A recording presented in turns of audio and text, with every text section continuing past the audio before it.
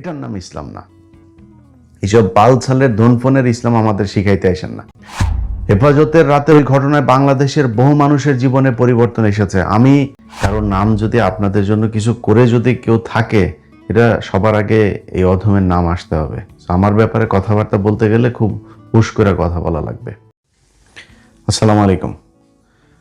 গতকালকে খেলা ছিল, যে কারণে হেফাজতে ইসলামের আমিরকে নিয়ে করা সে পোস্টের কোনো জবাব দিতে পারিনি। তো মনে করছিলাম যে একটু খেলাধুলা দেখুক, তারপরে একটু ঠান্ডা হয়ে তারপরে এটার জবাব দিই। কিন্তু গত 2 দিনের পরিস্থিতি যেটা দাঁড়িয়েছে, মনে হচ্ছে যে গতকালকে খেলার আগেই এটার জবাব দেওয়া উচিত ছিল। যদিও যে উত্তেজনা আপনারা দেখিয়েছেন, এত উত্তেজনা দেখানোর বোধহয় আমার সাথে অন্তত এত উত্তেজনা দেখানোর কেউ নাই।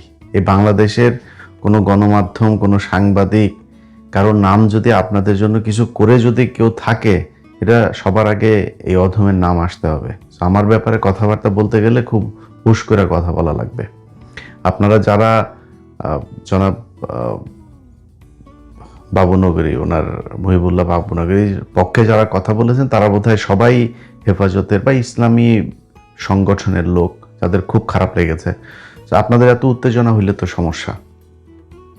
আপনাদের উত্তেজনার ঠেলায় মাঝে মধ্যেই আমরা নিউজ পেপারে খবর পাই মাদ্রাসার পোলাপানরা আপনারা ধরে বলৎকার করেন। এগুলো আমাদের জন্য খুব কষ্টকর।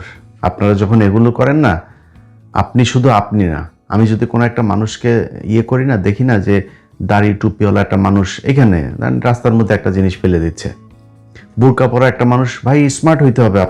আপনারে দেখে আরেকজন মানে বিধর্মী যে আছে তার আকৃষ্ট হইতে হবে যে না, ওর শরীরের মধ্যে এই পোশাক আছে, তার মানে ও মুসলিম, ও কোনো খারাপ কাজ করে না। কারণ আপনি পড়লেন বুরকা পরে এরপরে পুত করে মারলেন পানের চিপ করে রাস্তার মধ্যে, চায়ের কফির কাপটা আপনি ঢেলা মেরে রাস্তায় ফেললেন, যেমনি চা দাড়ি টুপি নিয়ে তারপরে একটা মায়া মানুষের দেখছেন, হা করে তাকায় আসেন তো আসেন, ওইখান থেকে আর চোখ সরে না। এগুলো যখন দেখি তখন খুব মেজাজ খারাপ হয়। আপনার ইসলাম পালন করার দরকার নেই। আপনি দাড়ি টুপি খুলে থাকবেন, যেমন চায় কাম কুকাম করেন, মানুষ বুঝবেন আপনি মুসলমান নাকি হিন্দু। এটা বেটার আমার কাছে। সো আপনাদের যখন কিনা এই যে বলৎকার করেন, তখন আপনাদের ইসলামের এত তেজ কই যায়? ওইখানে গিয়ে আপনারা এটার ব্যবস্থা নিতে পারেন। একটার ব্যবস্থা নিয়েছেন আপনারা এক পর্যন্ত? একটার ব্যবস্থা যদি নিতেন, ইসলামী শরিয়া অনুযায়ী ব্যবস্থা নিয়ে আনেন একটার, দেখবেন আপনারা বাংলাদেশের আইনও কিছু বলবে না, মানুষও কিছু বলবে না, সারা পৃথিবীতে ওরা তো আসলেই ইসলাম পালন করে। মানে আপনার ইসলাম যদি নাকি আবার এমন এমন কিছু দেশ আছে না, ওই দেশের ওই আইন, শরিয়া আইন সব ওইখানে অন্য মানুষের জন্য, রাজ পরিবারের জন্য কোনো শরিয়া আইন নেই। রাজ পরিবার যা মনে চায় তাই করতে পারে। ওইটার তো ইসলাম বলে না। ইসলাম মানেই জামাত ইসলাম না, ইসলাম মানেই হেফাজতে ইসলামও না। তো আপনারা যা বলবেন সেটাই ইসলাম হিসাবে আমাদের মেনে নিতে হবে, এটা মনে করি না। আপনারা যে কত বড় ইমানদার আর কত বড় ইসলাম পালনকারী, এটা আমরা হেফাজতের রাতে দেখেছি। হেফাজতের রাতে ওই ঘটনায় বাংলাদেশের বহু মানুষের জীবনে পরিবর্তন এসেছে। আমি সেই রাতে ভোর 5টা বা 4টা আমার বাসায় অফিসের গাড়ি গিয়েছে। আমি আসার পথে আমি রাস্তা সব ব্লক, পুরো রাস্তা একদম উত্তরা থেকে পুরো এলাকা সব রাস্তা বন্ধ, শেষ, মানুষ ঢোকার অবস্থা নাই।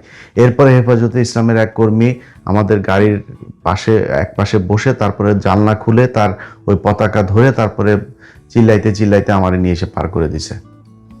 সেদিন লাইভে ঢুকলাম, প্রথম লাইভ 7টায়। সেই লাইভে যাওয়ার পরে আমি তখন জুনিয়র একজন সাংবাদিক, আমার অফিসের চেয়ারম্যানকে আমি তার আগ পর্যন্ত কোনোদিন দেখিও নাই, ওনার সাথে সামনাসামনি কোনোদিন কথাও হয়নি। ওই দিন প্রথম আমাকে ফোন করলো।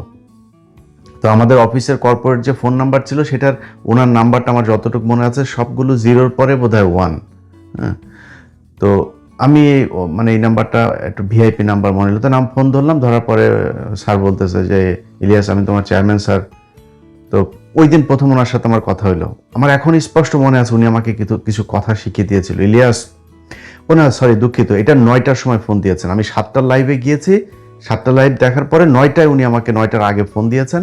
ফোন দিয়ে তারপরে বলছেন, ইলিয়াস তোমার লাইভ সুন্দর হয়েছে, তুমি এগুলো যখন বলবা তখন বলবা যে এখানে তৌহিদি জনতার আল্লাহর রাস্তায় সবাই এসেছেন, আরো মানে বেশ কিছু সুন্দর সুন্দর কথা উনি আমার শিখাই দিলেন, এগুলো বলবা।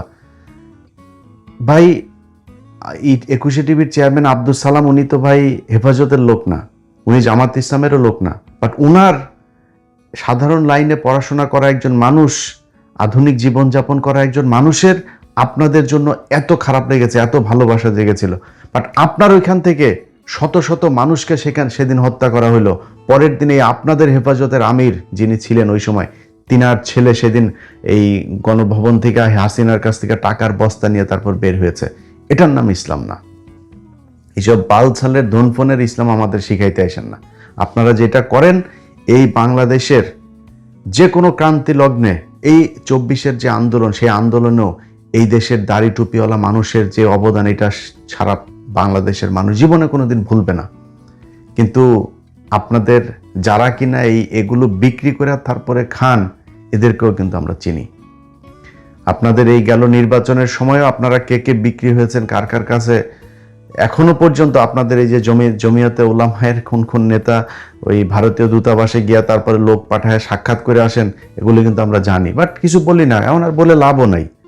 সবাই 24-এর পর থেকে জামাত বলেন, বিএনপি বলেন, আর যত পার্টি আছে, এনসিপি বলেন, সবাই মোটামুটি ওই আওয়ামী লীগ এগুলোর মিলায় এখনো দেশে যা চলছে আমরা এখনো জানি না। আরো 2-4টা মাস অপেক্ষা করব, ওরা দেখবো আসলেই কি নাটক করতেছে নাকি চীন, পাকিস্তান, টার্কি, যুক্তরাষ্ট্রের সাথে আসলেই কোনো ডিল হচ্ছে।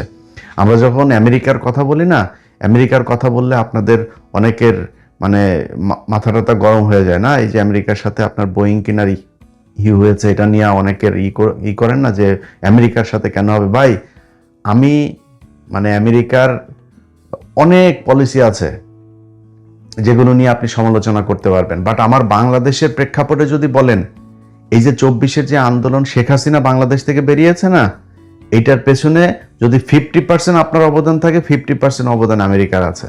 এগুলো অনেক কিছুর সাথে আমরা নিজেরা হয়তো ছিলাম, সো আমরা জানি যে আমেরিকা কি কি করেছে। আমেরিকা থেকে প্রতি বছর আপনার দেশে $5 বিলিয়ন রেমিটেন্স যায়। পৃথিবীর কোন দেশ থেকে যায়? ভারত আপনারা কয় টাকা দেয়?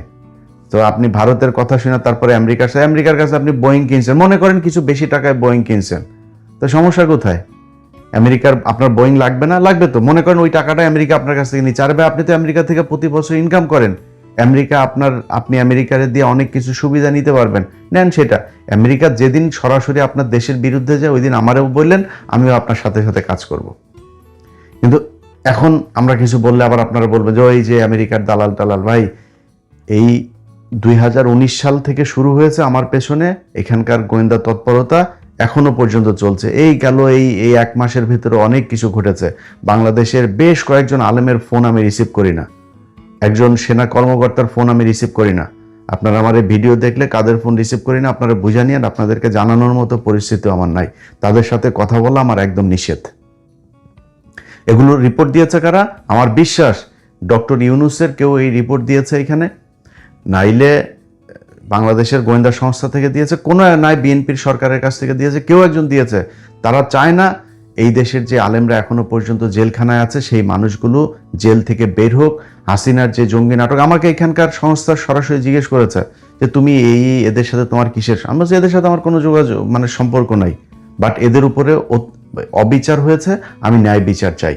ও যে কি হয়েছে, আমি তখন কয়েকটা ঘটনা বললাম যে দেখো এদের সাথে এই ঘটনাগুলো, এগুলোর মাধ্যমে তাদেরকে জঙ্গি বানানো হয়েছে।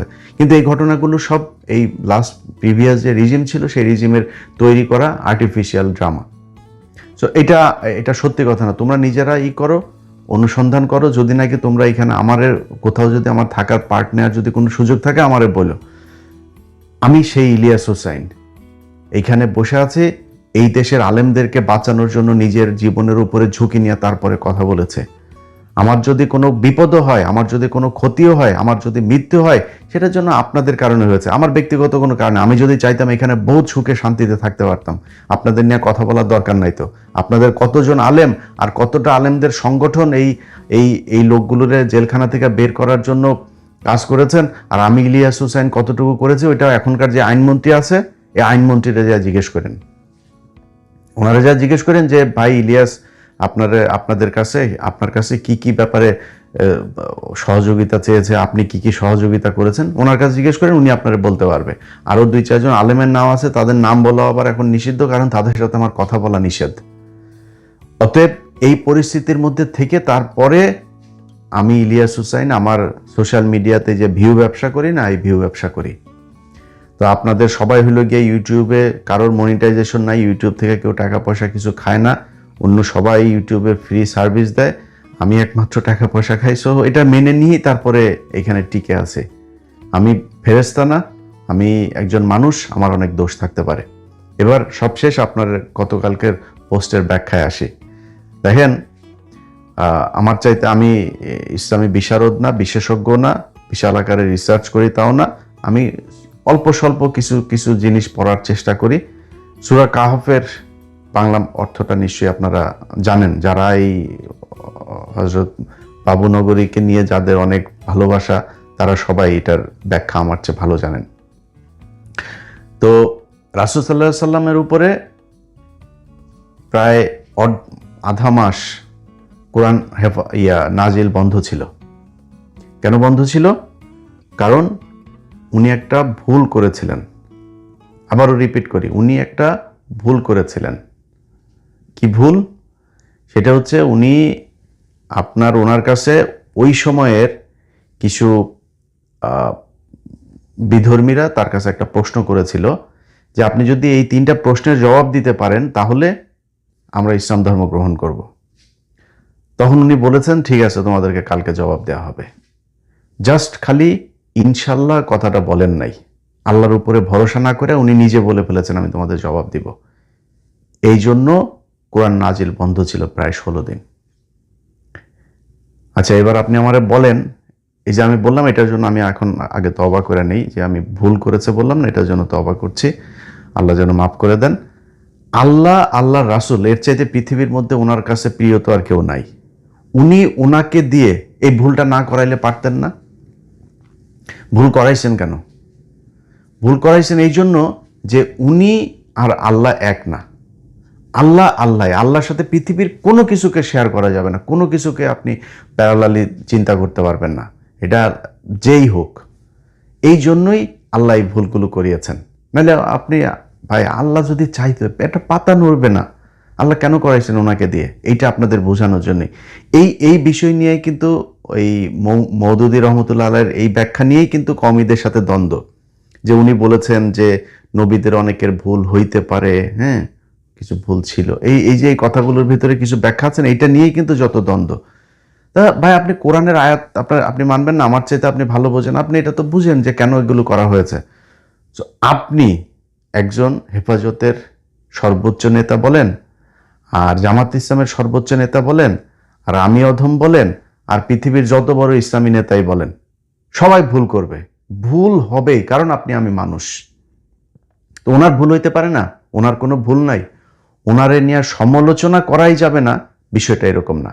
বাট আমি এই কথাগুলো হয়তো আসতো না। এই কথাগুলো কেন বলছি? যে ধরেন এই গত 2 দিনে আপনাদের যত হয়েছে, মানে আমি ওইটার জবাব দেওয়ার চাইতে ওইটা একটা পোস্ট করলেই হয়ে যেত। এই এত কথা বলার কারণ হচ্ছে আপনারা এই কাজগুলো করেছেন, এই কারণে এত কথা বলছে। আপনাদের আলাপ আলোচনায় মনে হয় যে উনি হচ্ছে গিয়ে ফেরেশতা, ওনার কোনো ভুল হবে না, উনি কোনো মানে আহার নিদ্রা কোনো কিছু নাই, উনি সব কিছুর ঊর্ধ্বে, এরকম মনে হচ্ছে। যেই পোস্টটা করা হয়েছে সেই পোস্টের মধ্যে সবশেষ লেখা আছে, কি লেখা আছে? যে যদি অনুমতি পাই তাহলে বিস্তারিত জানাবো। ওই পোস্টটা করা হয়েছে রাত 3টা বা 4টার সময়, বাংলাদেশ মানে আমেরিকান সময়। এটা দেখেন, পোস্টটা দেখলে বুঝবেন ওই সময় আমেরিকায় কয়টা বাজে, তখন জানবেন। মানুষে জিজ্ঞেস করেন যে এই বাংলাদেশ সময় দুপুর 1টা বা 2টায় আমেরিকায় কয়টা বাজে। তো পোস্টটা করার পরে আমি ঘুমিয়ে থাকা অবস্থাতেই আবার এই পরিস্থিতি দেখে আমার অ্যাডমিন সেই পোস্ট ডিলিট করে ফেলেছেন। তো আমার ফেসবুক পেজ আছে অনেকগুলো এখন। এটা এই যে ইউনুস বন্ধ করার পরে আমার মনে হইলো যে আমি তো একটা দিয়ে আমার হবে না, কারণ একটা সমস্যা হলে আমার একাধিক পেজ রাখতে হবে। আমার এখন 2.3 মিলিয়নের একটা, 1.5 মিলিয়নের একটা, 1.1 মিলিয়নের একটা, 630K একটা, 550K একটা, 170K একটা, আরো 3-4টা আছে। তো আমি মূলত 2.3 যেই পেজ, ওই পেজ আমি এককভাবে পোস্ট করি। ওখানে খালি একজন আছে, সে পোস্ট করে না, কারণ ওইটার কিছু ভায়োলেশনস আছে, সেগুলোর জন্য আমি ওই পোস্টটা খুব সাবধানে ইউজ করি এবং আমি ওইটারে আমার মাস্টার পেজ হিসাবে রেখেছি। ওইটাতে যদি কিছু লেখি ওইটার মনে করে নেবেন যে ওইটা আমি। এর বাইরে আমার যতগুলো পেজের কথা বললাম এরকম অনেক পেজে আমি মাসেও একবার ঢুকি না এরকম, বাট ওই পেজ আমারই, আমার অ্যাডমিনরাই, আমার অ্যাপ্রুভড অ্যাডমিনরাই চালায়। তারা নর্মালি আমি যেরকম চিন্তা ভাবনা করি এগুলি। তো গতকালকের পোস্ট নিয়ে আমি আমার অ্যাডমিনরা জিজ্ঞেস করছিলাম যে ভাই এইটা নিয়ে এই পোস্টটা এত একটা করে ফেললেন, এটা ঠিক হইলো? তখন ও আমারে বললো যে ভাই আমারে তো এই এই সংগঠনেরই, ওনার সংগঠনের একজনই কিছু তথ্য দিয়েছে, ওই তথ্যগুলো আর আজকে দিচ্ছে না, দিলে আরও বেশি বিতর্ক হয়ে যাবে, পরে আবার আমার কাফের টাফের বানায় ফেলতে পারে, যে কারণে আর আজকে বলছি না। তো ওইটা দেওয়ার পরে আমি এই জন্যই লিখছি যে আপনি ঘুম থেকে উঠলে তারপরে আপনার পারমিশন নিয়ে তার বাড়তি পোস্ট করব। তো এই হয়েছে ঘটনা। যাই হোক, এখন ওর হয়েছে যে আমি নির্বাচনের সময় ওনার বিরুদ্ধে একটা পোস্ট করছিলাম, মানে সাধারণ একটা পোস্ট আর কি, বাট ওনার বিরুদ্ধে। সেই পোস্টটা করার একটা কারণ ছিল। কারণটা হয়েছে এই যে এই একটা ভিডিও আপনারা দেখেন, এই ভিডিওতে উনি কিছু কথা বলছিল, এইটা শুনে তারপরে আমি আমার বক্তব্য শেষ করি। আওয়ামী লীগ উত্তর, আওয়ামী লীগের দুর্ম মাদ্রাসার দুশ্মন, জমাইতে যেই শুনে খোঁজ মাদ্রাসার দুশ্মন খোঁজে পছন্দ হইতে আল্লাহ নগর যদি এই ফেরাউন যদি এই হুকুমত কায়েম করে তাহলে দেওবন্দি আলোচনা জামাতের কোনো মাদ্রাসা লাগছে মারা সাহেবে খোঁজ যে রইব। এই বক্তব্যটা ওনার নির্বাচনের আগের। তো নির্বাচনের আগের একটা বক্তব্য উনি যেটা বলেন সেটা, এটা নিয়ে আপনাদের পক্ষে বিপক্ষে অনেক মতামত থাকবে, বাট আমি ওনার এই বক্তব্যটার বিরুদ্ধে করেছিলাম, যে কারণে অ্যাডমিন মনে করেছে ওনার বিরুদ্ধে হয়তো আমি খুব অ্যাটাকিং গেলেও কোনো সমস্যা নাই। দেখেন, হেফাজতে ইসলামের এই যে ব্যক্তি, এই ব্যক্তিরও কিন্তু এই সংগঠনে অনেক অবদান আছে। বিশেষ করে গেল 16 বছরে হযরত জুনায়েদ বাবুনগরী, আমারে যদি বাংলাদেশের আলেমদের মধ্যে বলেন যে শ্রেষ্ঠ, মানে শ্রেষ্ঠ আলেম তো না, মানে সবচেয়ে বেশি মানে কট্টরভাবে যিনি মানে নীতি নৈতিকতা বোধকে ধরে রাখেন, তিনি হচ্ছেন হযরত মাওলানা জুনায়েদ বাবুনগরী, যিনি এই শফি সহ ওনার ছেলে এদের পাল্লায় না পড়ে, টাকা পয়সার লোভ না করেও মৃত্যু পর্যন্ত হাসিনার বিরুদ্ধে কথা বলে গিয়েছেন। উনি একমাত্র হেফাজতের নেতা যিনি কিনা এই হাসিনাকে যেই কওমি জননী উপাধি দেয় আপনার এই শফি টফি এদের ছেলেরা, উনি এটার প্রতিবাদ করেছেন, সেখানে জানো নাই। এই জন্য উনি আমার সবচাইতে, আমার চোখে দেখা, আমি ওনাকে একদম সরাসরি দেখেছি, ওনার সাথে হ্যান্ডশেক করার সৌভাগ্য আমার হয়েছে 5 তারিখে। তো উনি মানে ওনার তুলনা বাংলাদেশে নাই, আমি ওনাকে এত পছন্দ করি। তো তারপরে আমার মনে হয় ধারাবাহিকতাটা কিছুটা হলেও এই বর্তমান যিনি মহাসচিব আছেন তিনি ধরে রেখেছেন। সো ওনারে নিয়ে যা মনে চায় তাই আমি বলবো। এটা বিশ্বাস করার আগে আপনার একটু আমার নিয়ে তো হিসাব করা দরকার, আমি কে এটা তো আপনার নিশ্চয়ই আপনি জানতে বাকি নাই। এটাই হচ্ছে গিয়া ওনার এই কালকের পোস্টের মূল বিষয়। তো ও আমার কাছে পারমিশন চাবে, সে পারমিশন তো আর আমি দিই নাই, এখানে আপনাদের আর বিস্তারিত আর কোনো কিছু জানানো হয়নি। তবে একটা জিনিস বলে রাখি ভাই, আপনাদের জামাত ইসলামের কিছু সমর্থক এবং হেফাজতে ইসলাম সহ এই কওমি ঘরানার কিছু সমর্থক, আপনাদের ভেতরে কিন্তু একটা বিশাল অংশ বিরাট বড় অঙ্কের টাকা পয়সা নিয়ে তারপরে চলে। সো অতিরিক্ত গুতাগুতি লাগানোর জন্য কিন্তু এই টাকা পয়সা দিয়েই কিন্তু বাঁধানো হয়। আপনার সর্বোচ্চ সম্মানিত এক নেতারে একটা বলাবে, ওনারে দিয়ে আরেকটা বলাবে, এগুলি নিয়ে তারপরে নিজেদের মধ্যে গ্যাঞ্জাম হবে। কিন্তু আমার মনে হয় এটা নিয়ে আপনাদের সর্বোচ্চ যারা নেতৃত্ব আছেন তাদের বসা উচিত এবং আপনাদের কর্মীদেরকে সেই অনুযায়ী ইনস্ট্রাকশন দেওয়া উচিত যে এটা করা যাবে, এইভাবে কথা বলা যাবে, এইভাবে বলা যাবে না। এটা করলে ওই যে যারা টাকা পয়সা নিয়ে আছে না, এরা তখন আর এই ভেজালটা লাগাইতে পারবে না। সো এটা আপনারা করে দেখতে পারেন। তবে এর মাঝখানেও যারা এই টাকা পয়সা নিয়ে তারপরে রয়ের হয়ে কাজ করেন, আওয়ামী লীগের হয়ে কাজ করেন, বিভিন্ন এজেন্সির হয়ে কাজ করেন, তারাও কিন্তু দাড়ি টুপি আছে আপনাদের মতোই দেখতে। সো এগুলোর এই বিষয়ে আপনাদের করতে হবে, যারা কিনা আপনাদের ভেতরে থেকে তারপরে দেশের ভেতরে অস্থিতিশীল পরিস্থিতি তৈরি করতে হয়, ইসলামকে বিতর্কিত করতে চায়, সে ভারতীয় আগ্রাসনকে আবার বাংলাদেশে প্রতিষ্ঠিত করতে চায়, আওয়ামী লীগের বয়ান প্রতিষ্ঠিত করতে চায়, তাদের ব্যাপারে সাবধান হইতে হবে এবং তাদেরকে আপনাদের চিহ্নিত করে মানুষের সামনে দেখাই দিতে হবে আপনার দলের কেউ একজন, আপনার দাড়ি টুপিওয়ালা কোনো একজন ওই বাচ্চারে বলৎকার করবে আর আপনি কিছু বলবেন না, এটার নাম ইসলাম না।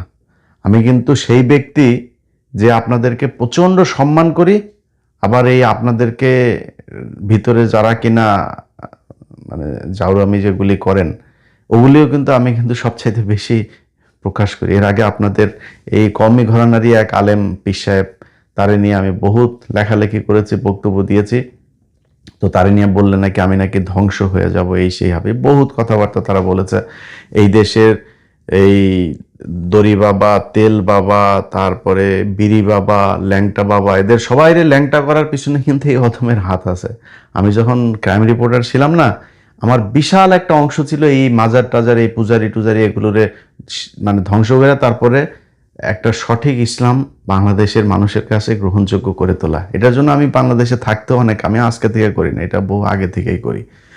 তো এই ল্যাংটা বাবাদের মতো বাবারাও কিন্তু এই দেশের ইসলাম, তারা আল্লাহর হচ্ছে কি বলে নবীর উত্তরসূরি, বুঝছেন? সো আপনাদের ভেতরে এরকমই ল্যাংটা বাবার মতো ল্যাংটা বাবা কিন্তু আছে। আপনারা কাপড় পরেন, সুন্দর সুন্দর জামা কাপড় টাপড় পরেন, কিন্তু আপনারা ওই ল্যাংটা বাবার চাইতেও বদমাইশ ল্যাংটা। অতএব আমি আজকে যা যা বললাম আমার মনে হয় বুঝতে পেরেছেন। আমি ইদানিং যেই কাজটা সবচেয়ে বেশি করি, অন্যের সমালোচনা করার চেয়ে আমি ইদানিং আমার নিজের মানে বিশেষ করে ঘুমানোর সময় আমি মনে হয় 1 ঘন্টা টানা আমি আমারই নিয়ে সমালোচনা করি, এবং আমি এই সমালোচনামূলক কথাবার্তা, বক্তব্য টক্তব্য এগুলো অনেক কমাই দেবো। খুব গঠনমূলক নিজের মানে আয়ত্তের ভেতরে, নিয়ন্ত্রণের ভেতরে নিজেকে রেখে তারপরে কথাবার্তা বলবো এবং সাংবাদিকতা করব। এটা নিজে নিজে সিদ্ধান্ত নিয়েছি। এটা আপনারাও প্র্যাকটিস করে দেখতে পারেন, আমার মনে হয় বহুত ফায়দা হবে।